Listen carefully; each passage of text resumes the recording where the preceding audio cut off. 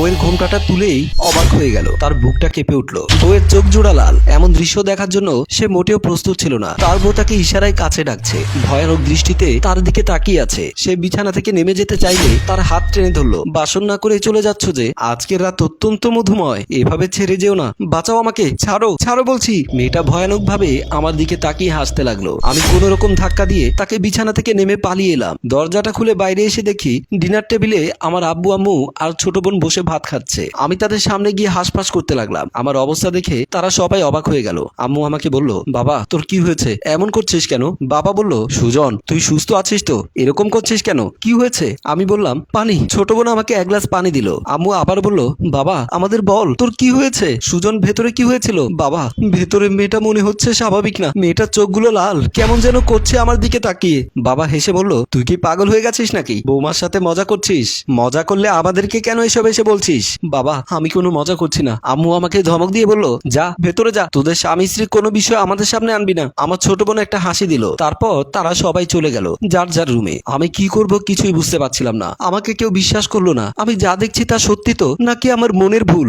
বিষয়টা ক্লিয়ার হওয়ার জন্য আস্তে আস্তে করে আবারও রুমের দিকে গেলাম। আমার রুমের ভেতরে গিয়ে দেখি মেয়েটা বসে আছে আগের মতোই। আমি খুব সাহস করে গভীর একটা নিঃশ্বাস ফেলে তার কাছে গেলাম। আমি কাছে যেতেই মেয়েটা বলল, কি হয়েছিল আপনার? ওই সময় এমন করে চলে গেলেন কেন? আমি অবাক হয়ে ভাবছি, মেয়েটা এগুলো কি বলছে আমাকে? মেয়েটা এতক্ষণ অন্যরকম ছিল, এখন আবার অন্যরকম মনে হচ্ছে। এতক্ষণ মেয়েটাকে দেখে ভয় লাগছিল, আর এখন মনে হচ্ছে মেয়েটা খুবই শান্তশিষ্ট, ঠিক যেমন বিয়ের আগের কথা বলে মনে হয়েছিল। মেয়েটার চাহনিতে কোনো আতঙ্কের কিছু পাচ্ছি না। মেয়েটা আবারও বলল, কি ভাবছেন আপনি? আমি তার কাছে গিয়ে আবারও বসলাম। আচ্ছা একটু আগে যেটা হলো সেটা কি তুমি করেছিলে? আমি কি করলাম? আপনি এসে বসলেন, আমাকে দেখে কেমন যেন করে আবারও চলে গেলেন দৌড়ে। মনে মনে ভাবলাম, তাহলে এতক্ষণ কি হচ্ছিল আমার সাথে? আপনি কি কিছু ভাবছেন, কিছু নিয়ে টেনশন করছেন? না কিছু না। তারপর স্বাভাবিক ভঙ্গিমায় তার সাথে কিছু কথা বললাম। তারপর দিন রাতে আমি শুয়ে আছি, আমার পাশে আমার স্ত্রী। ঘুমের মধ্যে হঠাৎ খেয়াল করলাম আমার পাশে খুব নড়াচড়া হচ্ছে। চোখ মেলে তাকিয়ে দেখলাম আমার স্ত্রী একবার এপাশ ফিরছে, আরেকবার ওপাশ ফিরছে।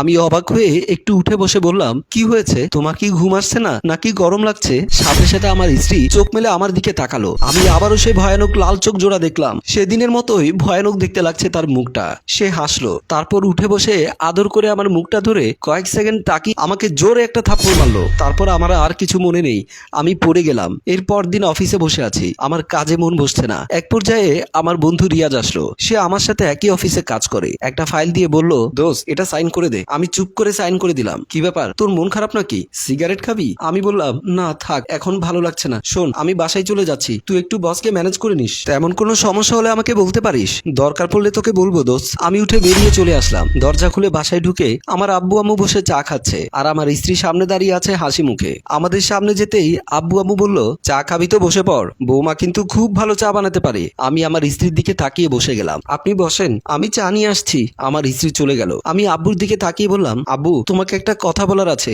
বিষয়টা খুবই গুরুতর। কি বলবি বল। আব্বু, তোমাদের বৌমাকে আমার স্বাভাবিক মনে হচ্ছে না। তুই আবারও শুরু করলি সেদিনের মতো। আচ্ছা তোর সমস্যাটা কি বলতো? আমি উত্তেজিত হয়ে দাঁড়িয়ে বললাম, আমার কোনো সমস্যা নেই আব্বু, সমস্যা তোমাদের বৌমার মধ্যে। তোমাদের বৌমার সাথে আমি বেশি সময় একা থাকি, তোমরা থাকো না। মাঝে মাঝে ওর চোখগুলো খুব লাল হয়ে যায়, কেমন যেন ভয়ানক ভঙ্গিতে আমার দিকে তাকিয়ে থাকে, মনে হয় যেন খুব ক্ষুধার্ত, আমাকে খেয়ে ফেলবে। রাতের বেলা অদ্ভুত আচরণ করে। আম্মু বলল, বাবা তুই কি ঠিক বলছিস? সত্যি বৌমা অস্বাভাবিক আচরণ করে? হ্যাঁ মা, আমি সত্যি বলছি, আর এটা সমাধান আমিই করব। এর পেছনের রহস্যটা আমাকে জানতে হবে। আমি সোজা চলে আসলাম আমার শ্বশুর বাড়িতে। আমার শ্বশুর শাশুড়ি কেউ বেঁচে নেই। আমার শালাকে বললাম, তোমরা আমাকে এভাবে ঠকালে কেন?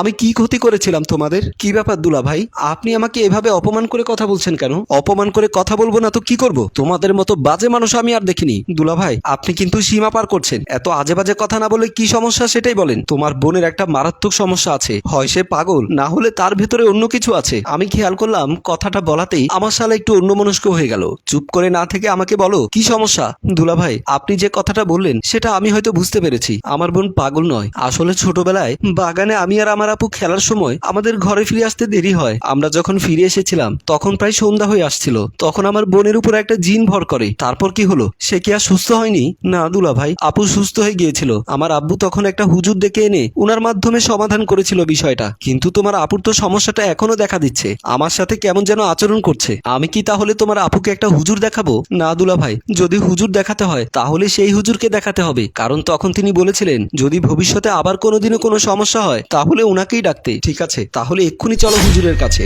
আমার শালাবাবু আমাকে একটা হুজুরের কাছে নিয়ে গেল।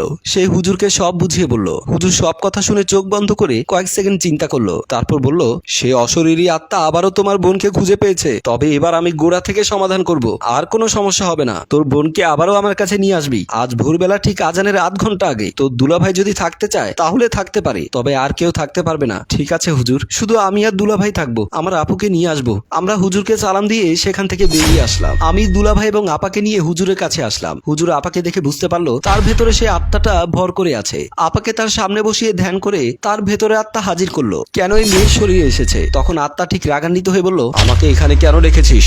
আমি ওকে ভালোবাসি। প্রথম দেখাতে ওকে আমি পছন্দ করে ফেলেছি, তাই ওর সাথে সব সময় থাকতে চাই। এর জন্য ওর শরীরের ভেতরে আমি প্রবেশ করেছি। আমি থাকতে আর কোনোদিন অন্য কোনো পুরুষকে ওর কাছে আসতে দেব না। তোরা ওকে ছেড়ে দে। তখন হুজুর বলল, নিজের যদি ভালো চাস তাহলে এক্ষুনি আমার এই বান্দির ভেতর থেকে বের হয়ে যা, না হলে আমি তোকে ধ্বংস করে ফেলবো। হুজুরের উপর রাগান্বিত হয়ে আত্মাটি বলল, তুই আমার কিছুই করতে পারবি না। তখন হুজুর রাগান্বিত হয়ে একটি দোয়া পরে মেয়েটিকে ফু দিল। এর সাথে আত্মাটি পাগলের মতো ছটফট করতে লাগলো। হুজুর তখন বলল, এখনো সময় আছে, ভালোভাবে ওর ভেতর থেকে বের হ, না হলে তোকে আমি ধ্বংস করে দেব। তখন আত্মাটি বলল, আমাকে ছেড়ে দিন, আমি এখান থেকে চলে যাব, আর কোনোদিন ওর ভেতরে প্রবেশ করব না। হুজুর ঠিক আছে বলে মেয়েটিকে আবারও একটি ফু দিল। সাথে সাথে মেয়েটির শরীর ঝাঁকি দিয়ে অজ্ঞান হয়ে পড়ল। হুজুর বলল, যা, তোর বোনের ভেতর থেকে ওর জিনের আত্মাটি চলে গেছে, এক্ষুনি নিয়ে ওকে বাড়িতে যা। এমন সময় মেয়েটির জ্ঞান ফিরে আসলো এবং বলল, আমি এখানে কি করে আসলাম? সুজন বলল, এই হুজুর আমার দীর্ঘদিনের পরিচিত, তাই তো একটু তোমার ভাইকে নিয়ে তোমাকে সাথে করে এখানে আসলাম। ওনার সাথে দরকার ছিল, চলো এখন আমরা বাড়িতে যাই। এই কথা বলে সবাই বাড়ির উদ্দেশ্যে রওনা হলো।